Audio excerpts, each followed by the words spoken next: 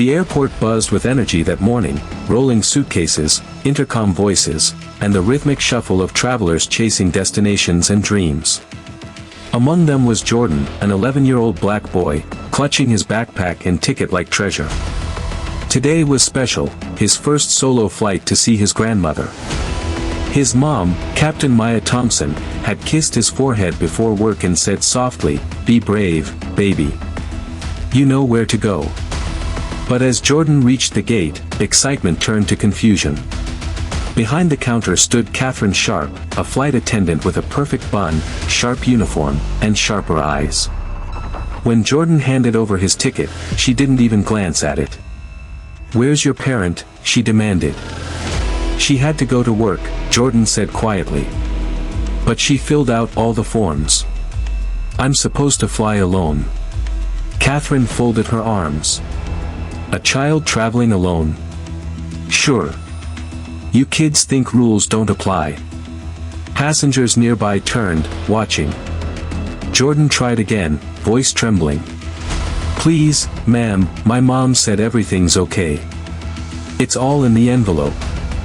Catherine snatched it, skimmed for half a second, then ripped the ticket in two. "You're not flying today," she hissed. "Go sit down." The sound of paper tearing echoed like thunder.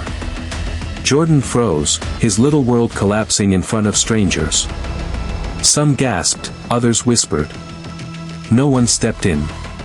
He picked up the torn pieces, blinking hard to fight tears. "Please," he whispered, "my grandma's waiting."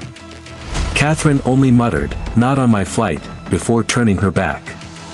Moments later, the gate grew quiet. Heads turned as a woman in a crisp pilot's uniform approached, confident stride, captain's wings gleaming. Captain Maya Thompson. She was the pilot assigned to the very flight her son had been denied.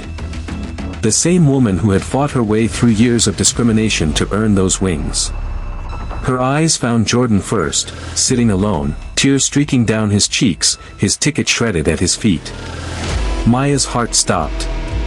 She rushed to him, knelt, lifted his chin gently.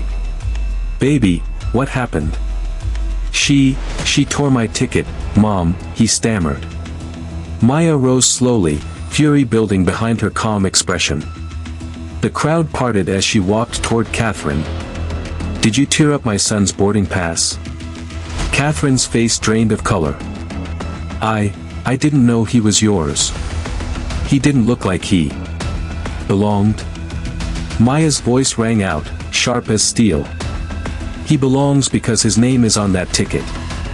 Because this airline protects children, not humiliates them. And because no one decides his worth based on his skin." The terminal went silent, then someone clapped. Another followed. Soon, applause filled the gate. Catherine's knees buckled, she grabbed the counter, pale and trembling. Her arrogance vanished in an instant as realization hit, she had humiliated the pilot's son. But Maya wasn't finished. "This," she said, voice steady, "is what prejudice looks like. My son almost missed his grandmother today because someone decided he wasn't good enough to fly." The crowd erupted. Cameras rolled. Catherine fainted under the pressure, collapsing into a seat as the gate supervisor hurried over, panicked. Passengers cheered when Maya demanded a new boarding pass for her son, and got it. Justice, at least for now, had been served. Yet as the noise died down, Maya's phone buzzed. A message flashed across the screen. "Careful, Captain. You've made enemies at the top." Her heart pounded. Around her, whispers rose again, this time darker, quieter. She looked toward the terminal glass, feeling unseen eyes on her. She had defended her son. She had won this battle. But as she led Jordan down the jet bridge, one thought haunted her like a shadow. The war had just begun. Night had fallen over the city, but sleep was nowhere near Captain Maya Thompson's eyes. The hum of the refrigerator filled her silent apartment as she sat at the kitchen table, uniform still on, her son asleep in the next room. The warning text from the airline still glowed on her phone screen. "Careful, Captain. You've made enemies at the top. Her jaw tightened. She'd spent 20 years earning her wings, surviving turbulence both in the air and on the ground. But this storm, this was different. It wasn't about flying planes. It was about dignity, truth, and a system determined to bury both. A knock echoed at the door, hard, deliberate. Maya's pulse spiked. Through the peephole, two men in dark suits stood with badges that read airline corporate security. One of them called out, "Captain Thompson, we need to talk." She hesitated, then opened the door halfway. "What is this about?" "Internal investigation," one replied curtly. "You're being placed on suspension pending review." Her stomach dropped. "Suspension? For what?" "Your employee publicly humiliated a child, my child, and I'm the one under review."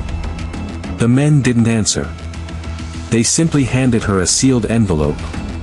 Inside, a notice of termination pending conduct inquiry. The reason? Unprofessional behavior that damaged company reputation. Maya's vision blurred with anger. "You want to silence me," she said quietly. "You want me gone." The taller man looked uneasy.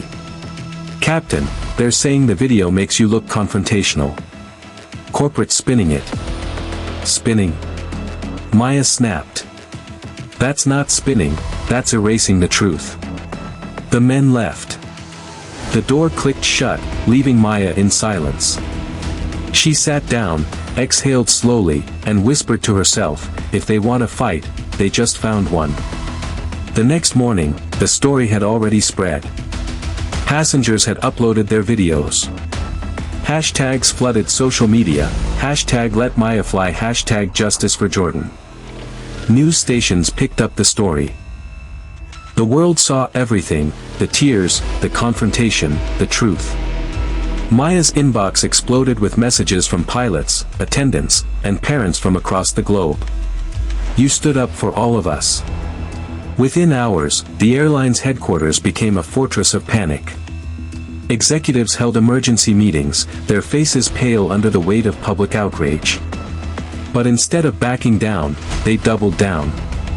They issued a public statement, cold, rehearsed, and full of lies. "Captain Thompson's conduct did not reflect our company's values." That afternoon, Maya marched into the press conference uninvited. Cameras flashed as she stood before a wall of microphones. Her voice was calm, but every word struck like thunder. "You say my conduct doesn't reflect your values? You're right, it doesn't. Because your values allowed a child to be humiliated, and you tried to cover it up instead of owning your mistake. I am proud that I don't reflect that." The crowd erupted.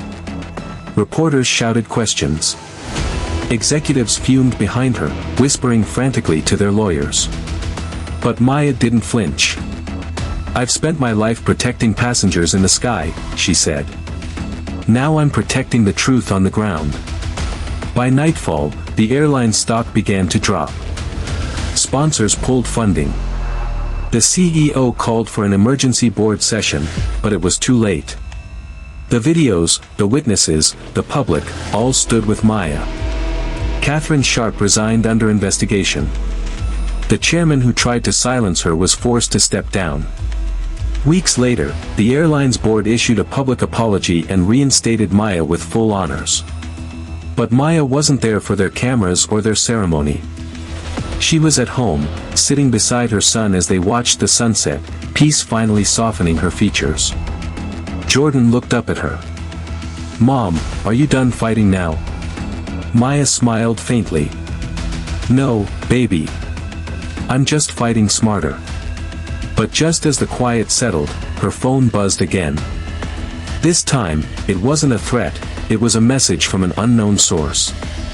It read, "Captain, you exposed them. Now they're coming for everyone who spoke up. You need to see what's in the files we found." Attached was a folder labeled, "Project Skygate, Confidential." Maya's eyes narrowed, her heart thudding. She opened it, and what she saw made her breath catch. "Jordan," she whispered, gripping his hand, "this isn't over. It's bigger than us.